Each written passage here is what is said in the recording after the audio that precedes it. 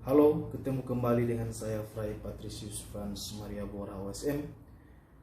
Hari ini saya akan berbicara tentang salah satu figur Santo OSM yang dikenal dengan pelindung para penderita kanker dan penderita penyakit yang susah disembuhkan.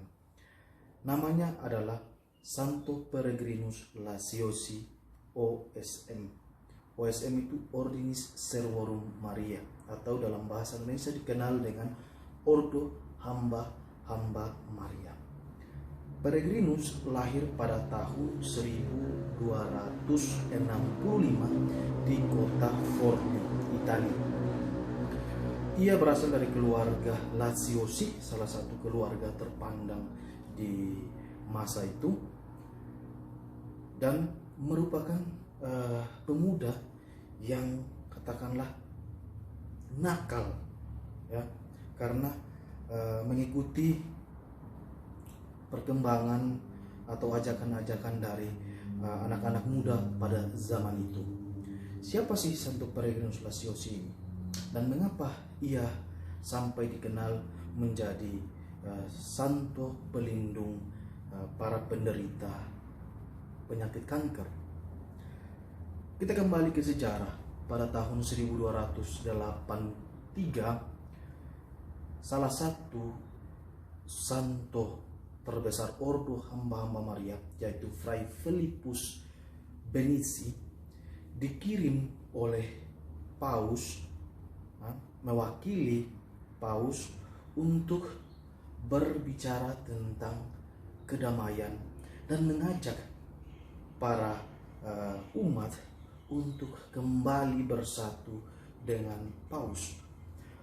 Ingat, pada tahun itu, pada tahun 1200-an, ada pergolakan politik antara kaisar dan Paus, dan Santo Philippus dikirim untuk mengajak kembali umat-umat bersatu dengan Paus di kota Forlì, di tempat daerah Santo Peregrinus itu berasal. Baik, ketika sudah melakukan orasinya tentang perdamaian dan mengajak para umat yang ada di sana untuk kembali bergabung dengan Paus, ketika kembali ke Siena, ia dihadang oleh segerombolan pemuda. Salah satunya adalah Santo Peregrinus, dan Peregrinus muda ini yang menampar dan memukul Fray Philippus Benizi.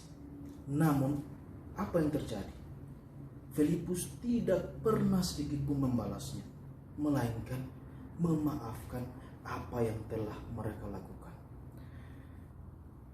Sikap yang ditunjukkan oleh Fray Philippus ini menggugah hati Peregrinus muda ini, karena ia bertanya dalam hati, mengapa setelah saya melakukan kejahatan, ia hanya diam dan memaafkan?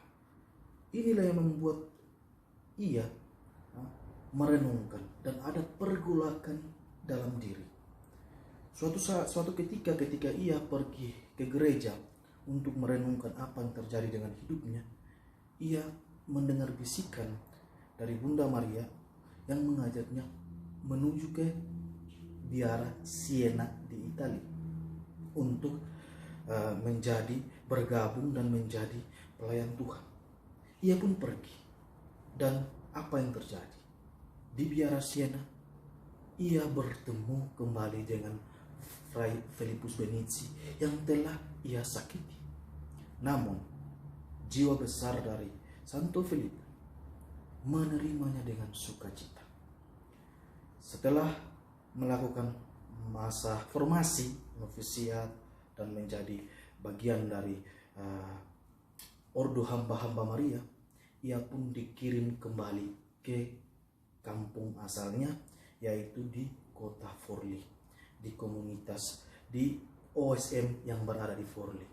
Di sana ia bekerja dengan giat, ia bekerja dengan sukacita, membawa kabar gembira, hidup dalam sebuah fraternitas Ordo Hamba-Hamba Maria yang menginspirasikan segala pekerjaannya menurut teladan Bunda Maria. Alhasilnya, ia ingin berpenitensi dan karena menyesali segala dosa yang telah ia lakukan.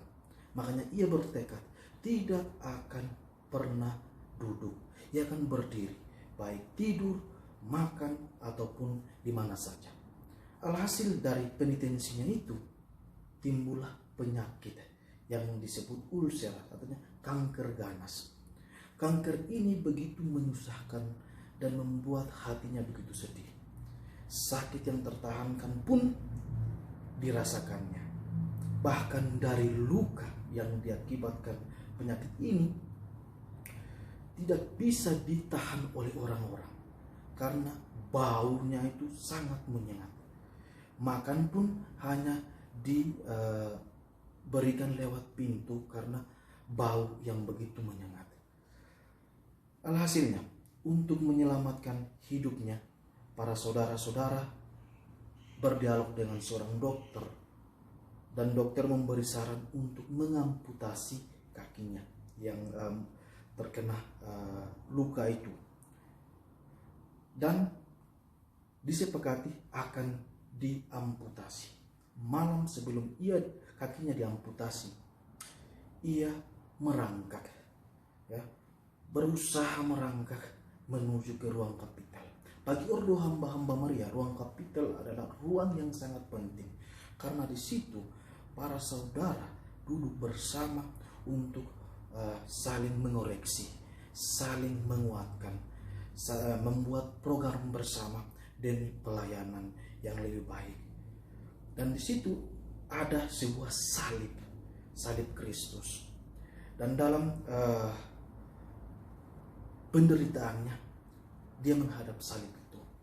Dan di salib itu ia berkata, Tuhan, jika ini memang yang terbaik, biarkanlah kaki ini diamputasi. Janganlah terjadi, bukanlah kehendakku yang terjadi, melainkan kehendakmu. Dan apa yang terjadi? Karena sakitnya, ia pun tertidur. Di dalam mimpinya, ia melihat bagaimana Tuhan Yesus yang berada di salib itu menjulurkan tangannya, menjamah kakinya yang luka. Dan ketika ia sadar, kakinya sudah sembuh, bagaikan tidak pernah ada luka di kakinya. Ia pun kembali ke kamarnya. Keesokan harinya, sang dokter datang membuka balutan lukanya itu untuk mengamputasi kakinya. Dan ia pun kaget bahwa keajaiban terjadi. Kakinya sudah sembuh seperti baru. Dan berita ini pun tersebar menjadi gempar di mana-mana bahwa keajaiban terjadi. Tuhan menyembuhkan kaki Santo Peregrinus. Setelah sembuh, ia pun terus bekerja mewartakan kerajaan Allah, membantu para orang miskin dan kaum yang membutuhkan, membantu mereka yang membutuhkan bantuan spiritual, dan membantu mereka yang mencari jalan bertemu dengan Tuhan. Alhasil pada tahun 1345, karena demam yang menyerangnya, ia pun meninggal dunia. Inilah sekilas dari informasi sejarah hidup dari Santo Peregrinus. Ia telah mendapat rahmat kesembuhan dari Tuhan, dan dari gaya hidupnya yang tulus, dia mendapatkan kesempatan menjadi seorang kudus dan mendapat kemurahan dari Tuhan untuk membantu para saudara-saudari yang menderita kanker. Sekarang di mana-mana banyak saudara-saudari kita yang menderita penyakit kanker, banyak yang menderita penyakit yang susah disembuhkan. Jadi saya mengajak saudara-saudari sekalian untuk meminta bantuan Santo Peregrinus, seorang saudara yang akan membantu kita. Kita memohon kesembuhan dengan perantaran Santo Peregrinus, dan Santo Peregrinus kepada Tuhan Yesus Kristus. Dan Tuhan Jika Tuhan berkehendak, saudara-saudara kita yang menderita ini bisa disembuhkan. Santo Peregrinus Sulaciosi dikanonisasi pada tahun 1782, saya kurang ingat, oleh Paus Benediktus ke-13. Oleh sebab itu, inilah sekilas informasi Santo Peregrinus. Semoga Tuhan memberkati. Jangan lupa like, subscribe, dan share. Dalam nama Bapa dan Putra dan Roh Kudus.